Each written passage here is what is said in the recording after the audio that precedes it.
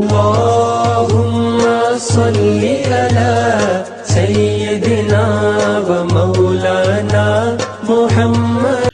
حضرت بلال حبشی رضی اللہ تعالی عنہ جب اسلام لائے تو آپ کو طرح طرح کی تکلیفیں دی جانے لگیں۔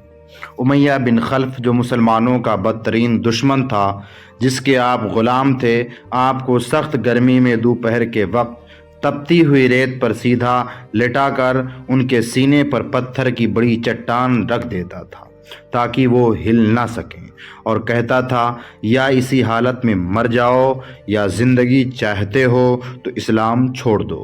مگر حضرت بلال حبشی رضی اللہ تعالیٰ عنہ گویا یوں کہہ رہے تھے تو ہو کہ ترش رو مجھے گالی ہزار دے، یہ وہ نشہ نہیں جسے ترشی اتار دے۔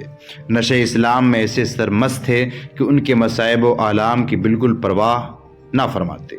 ظالم آپ کو رات کے وقت زنجیروں میں باندھ دیتے، کوڑے مارتے، اگلے دن زخموں کو گرم زمین پر ڈال کر اور زیادہ زخمی کرتے تاکہ بے قرار ہو کر اسلام سے پھر جائیں یا تڑپ تڑپ کر مر جائیں۔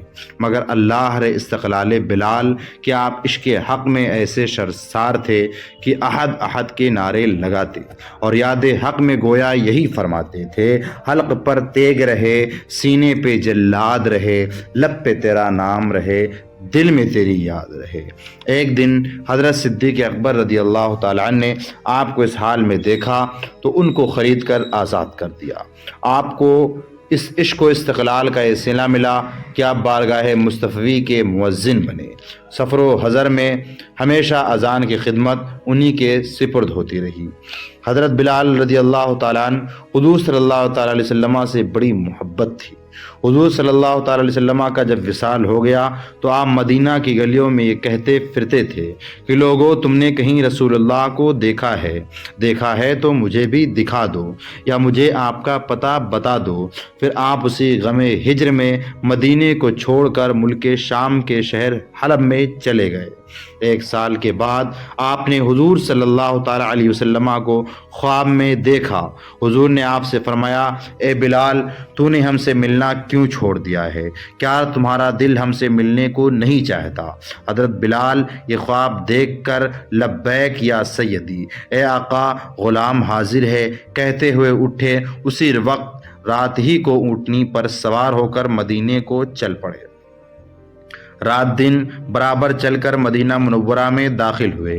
حضرت بلال سیدھے مسجد نبی میں پہنچے، حضور کو ڈھونڈا مگر حضور کو نہ دیکھا۔ پھر حجروں میں تلاش کیا، جب وہاں بھی نہ ملے تب مزار انور پر حاضر ہوئے اور رو رو کر عرض کیا، یا رسول اللہ حلب سے آپ کا غلام آ گیا ہے، یہ فرما کر بلایا اور ہم سے مل جاؤ۔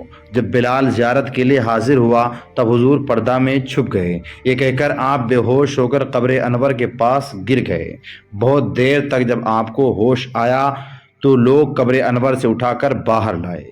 اس عرصے میں بلال کے آنے کا سارے مدینہ میں شور ہو چکا تھا کہ آج رسول اللہ صلی اللہ تعالیٰ علیہ وسلم کے مؤذن بلال آئے ہیں۔ سب نے مل کر بلال سے درخواست کی، اللہ کے لیے ایک دفعہ وہ اذان سنا دو جو رسول اللہ صلی اللہ تعالیٰ علیہ وسلم کو سناتے تھے۔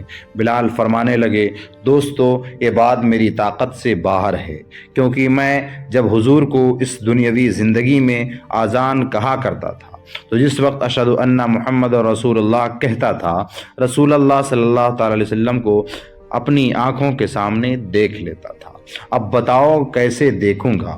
مجھے اس خدمت سے معاف کرو، مجھ سے اذان کہنے کے لیے نہ کہو۔ ہر چند لوگوں نے اصرار کیا مگر حضرت بلال نے انکار ہی کیا۔ بعض صحابہ کرام کی رائے ہوئی، بلال کسی کا کہنا نہ مانیں گے، تم کسی کو بھیج کر حضرت امام حسن اور امام حسین رضی اللہ تعالی عنہما کو بلا لاؤ، اگر وہ آ کر بلال سے اذان کی فرمائش کریں گے تو بلال ضرور مان جائیں گے، کیونکہ حضور کے اہل بیت سے سے بلال کو عشق ہے۔ یہ سن کر ایک صاحب جا کر حضرت امام حسن اور امام حسین کو بلا لائے۔ حضرت امام حسین رضی اللہ تعالیٰ عنہ نے آ کر بلال کا ہاتھ پکڑ کر فرمایا، اے بلال، آج ہمیں بھی وہی اذان سنا دو جو ہمارے نانا جان کو سنایا کرتے تھے۔ حضرت بلال نے امام حسین کو گود میں اٹھا کر کہا، تم میرے محبوب کی کلمہ کلیجے کے ٹکڑا ہو، نبی کے باغ کے پھول ہو، جو کچھ تم کہو گے منظور کروں گا، تمہیں رنجیدہ نہ کروں گا۔ اسی طرح حضور کو مزار میں رنج پہنچے گا اور فرمایا، حسین مجھے لے چلو، جہاں کہو گے اذان کہہ دوں گا۔ حضرت حسین نے حضرت بلال کا ہاتھ پکڑ کر آپ کو مسجد کی چھت پر کھڑا کر دیا۔ بلال نے اذان کہنا شروع کیا، اللہ اکبر۔ مدینہ منورہ میں یہ وقت عذاب، غم اور صدمہ کا وقت تھا۔ حضور صلی اللہ تعالی وسلم کو وصال فرمائے ہوئے ایک زمانہ ہوا تھا۔ آج مہینوں کے بعد اذان بلال کی آواز سن کر حضور کی دنیاوی حیات مبارکہ کا سما بندھ گیا۔ بلال کی آواز سن کر مدینہ منورہ کے بازار، گلی کوچوں سے لوگ آ کر مسجد میں جمع ہوئے۔ ہر ایک شخص گھر سے نکل آیا۔ پردہ والی عورتیں پردے سے باہر آ گئیں، اپنے بچوں کو ساتھ لائیں۔ جس وقت بلال نے اشہد ان محمد رسول اللہ منہ سے نکالا، ہزارہ چیخیں ایک دم نکلی۔ اس وقت رونے کا کوئی ٹھکانہ نہ تھا۔ عورتیں روتی ہیں، ننھے بچے اپنی ماؤں سے پوچھتے تھے، تم بتاؤ کہ بلال مؤذن رسول اللہ صلی اللہ تعالی وسلم تو آ گئے، مگر رسول اللہ صلی اللہ علیہ وسلم مدینہ کب تشریف لائیں گے؟ حضرت بلال نے جب اشہد ان محمد رسول اللہ منہ سے نکالا، حضور کو آنکھوں سے نہ دیکھا تو حضور کے غم ہجر میں بے ہوش ہو کر گر گئے۔ بہت دیر کے بعد ہوش میں آ کر اٹھے اور روتے ہوئے ملک شام چلے گئے۔ حضور صلی اللہ تعالی علیہ وسلم مشعل شریف کے بعد زندہ ہیں، اپنے چاہنے والوں کو شرف زیارت سے مشرف فرماتے ہیں۔ صحابہ کرام رضوان اللہ تعالی علیہم اجمعین کے ہر چھوٹے بڑے، مرد و عورت کو حضور صلی اللہ تعالی علیہ وسلم سے بے حد محبت تھی۔ حضور صلی اللہ تعالی علیہ وسلم کا ذکر خیر سننے کے بعد سب بے چین رہتے تھے۔ صحابہ کے دل میں اہل بیت کی بڑی محبت تھی۔